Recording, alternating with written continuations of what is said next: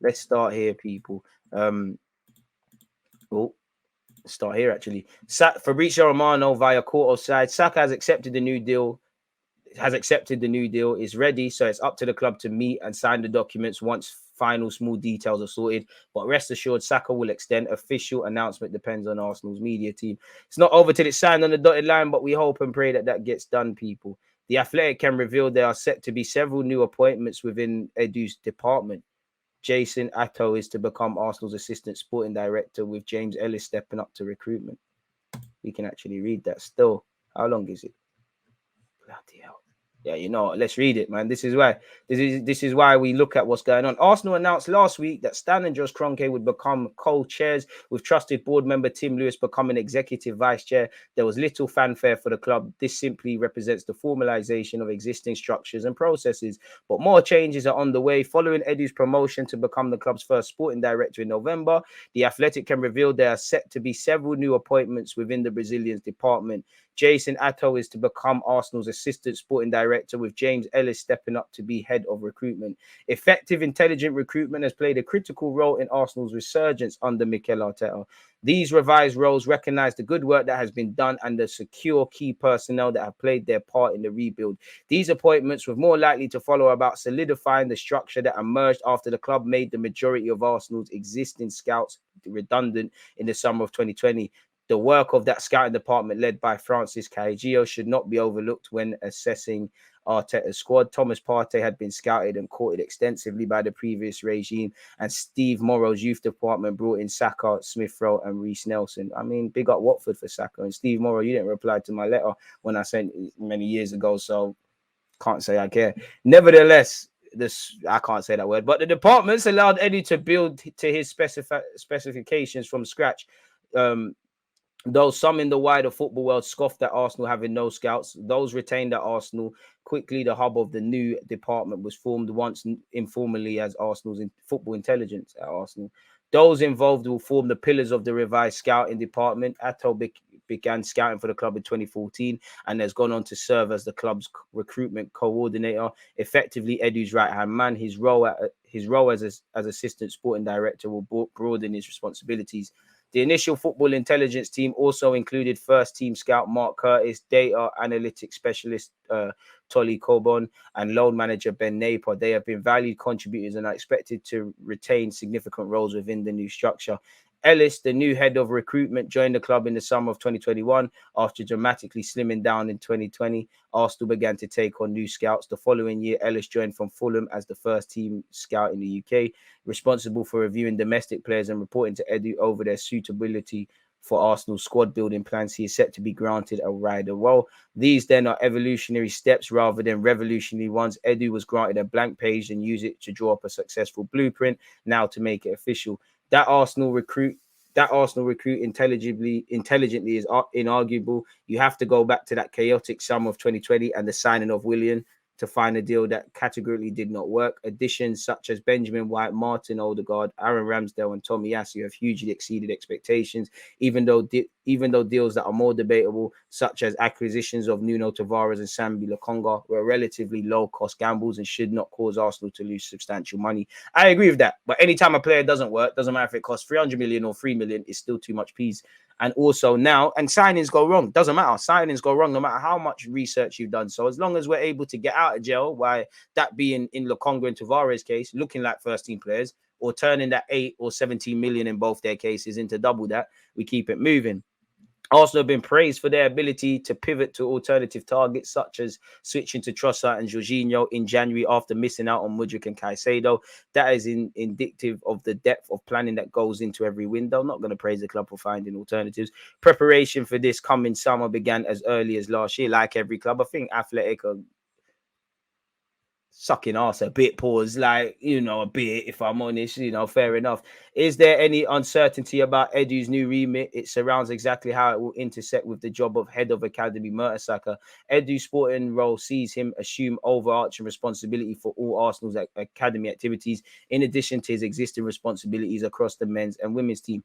We've seen this already.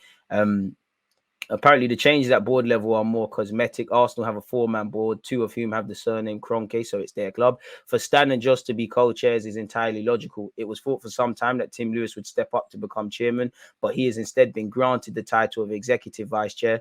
The inference is the same. On a day-to-day level, he is the owner's man on the ground and heavily involved in the running of the club. When Arsenal tried to broker peace with Brighton and Hove Albion over Caicedo, it was Lewis who made the call. Businessman Philip Harris, I don't know about Lord, retains his place on the board, people. Some of these titles are reminiscent of when the club promoted Arteta from head coach to manager. It was a job he was effectively doing, but they felt his performance warranted recognition and security. Arsenal are a healthy club. Their league position is one indicator of that, but there's also a feeling behind the scenes that the leadership team have developed an effective way of working. They do not want to rip it up and start again. This is about keeping key people and continuing to improve. So yeah, people, that was a good little article that's come out.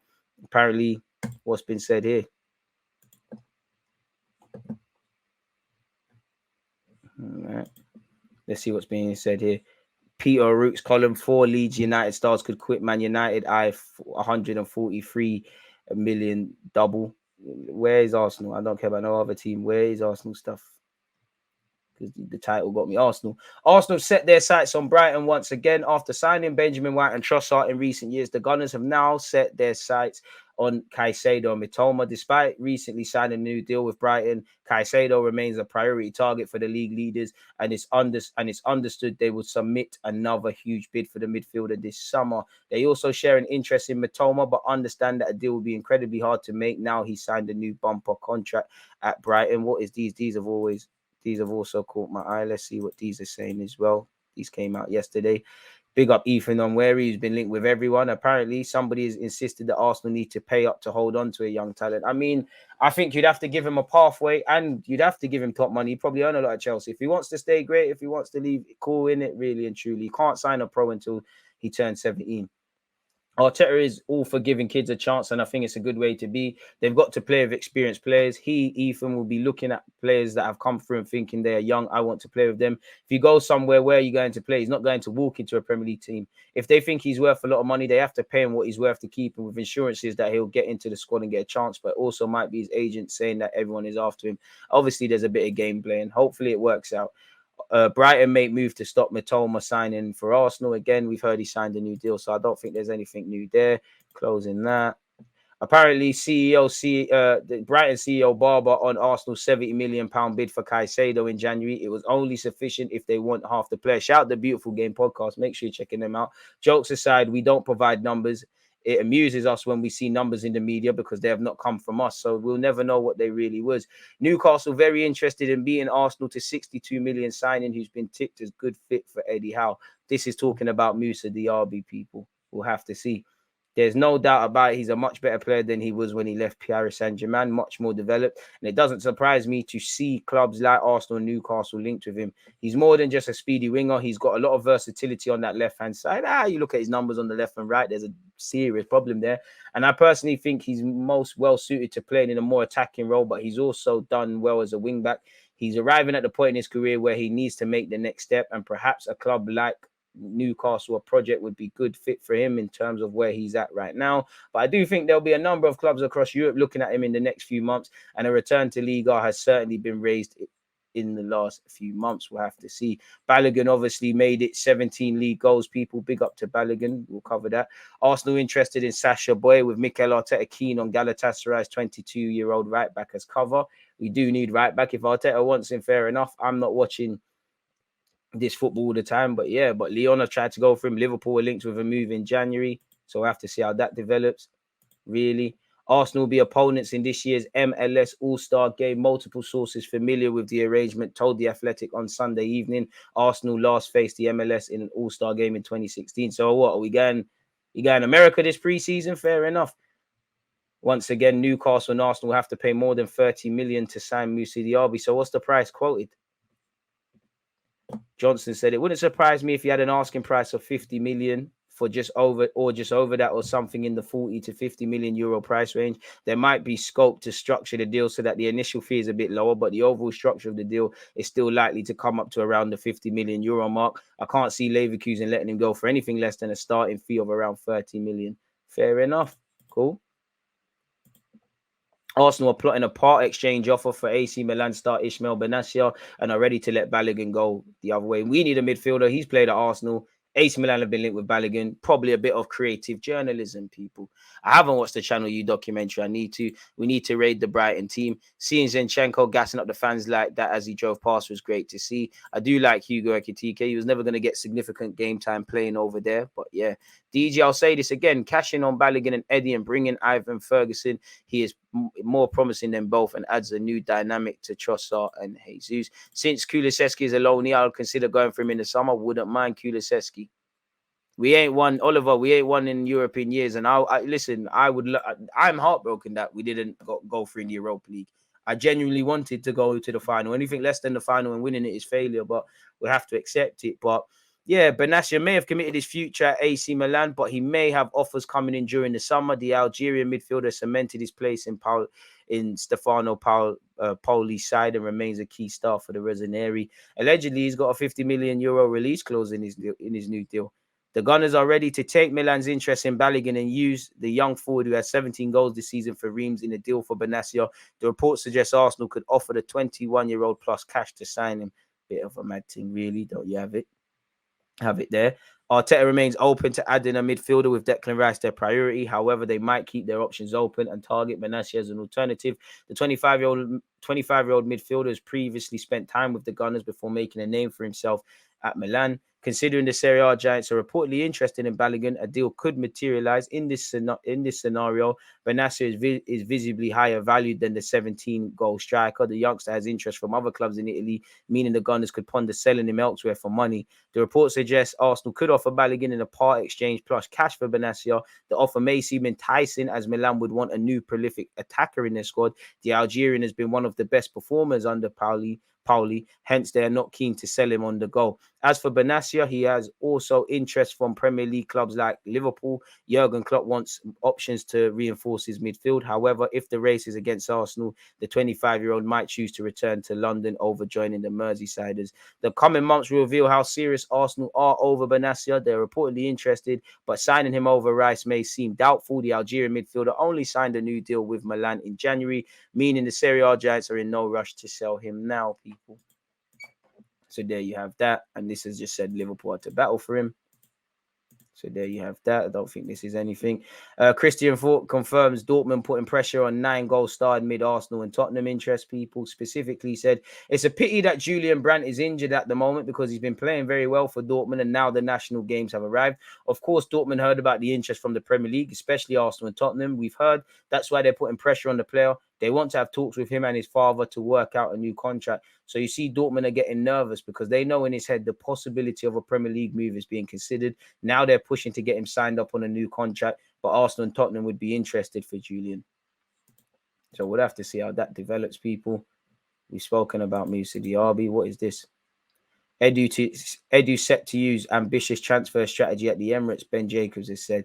I think that Arsenal always work multiple windows ahead, but the Champions League football makes a big difference. And as soon as you get it, especially as Premier League winners as well, with the added prize money, any team can be a bit more ambitious. That's going to be exactly the same for Arsenal. We're still going to see Arsenal with their same disciplined approach, not wanting to overpay for players. But what I believe Mikel Arteta and Edu will do is ensure they are quick to their top targets to try and get business done early. Arsenal are tracking will have a relatively high value. Fair enough, people. We've been linked with Sterling. Lol. Declan Rice probably more realistic. So have to see how these things develop. Nicolas Pepe open to Nice stay, but French club yet to decide move for winger. With him on big money and being contracted until 2024, it says it all. He just come back from injury, people. He impressed in the first half of the season with 6 goals in 16 appearances, but he's missed 2 months with a knee injury, people. Nice do not have an option to buy Pepe at the end of the season, and according to L'Equipe, the Liga side have not made a final decision as to whether they want to keep the winger for another year. The report claims Pepe is open to the idea of remaining at Nice, but the club want to review his performances in the second half of the season. He'll have just 1 year remaining on his contract with Arsenal this summer. Him and Cedric, we're going to have to deal with that. Cedric, who's holding bench elsewhere, people, which is a bit of a madness there. Again, we've seen this with Bukayo Saka already.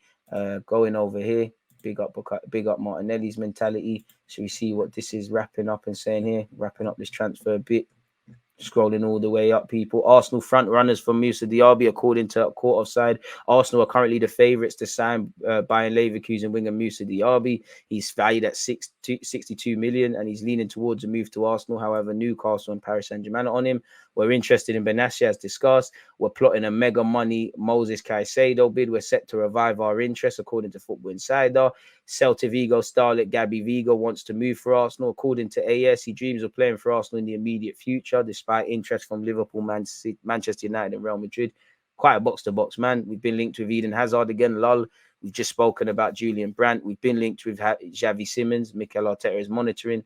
We're interested in Paulinho.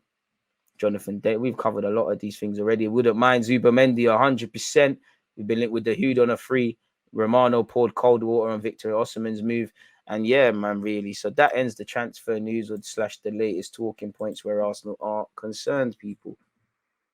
Don't forget, people, I'm live at 3 p.m. with a lot of Arsenal fans. I just need to actually make a new thumbnail for that, and we keep it going. 18 more likes until we get to 100. You lot are boying it, man. How's the YouTube algorithm going to pump out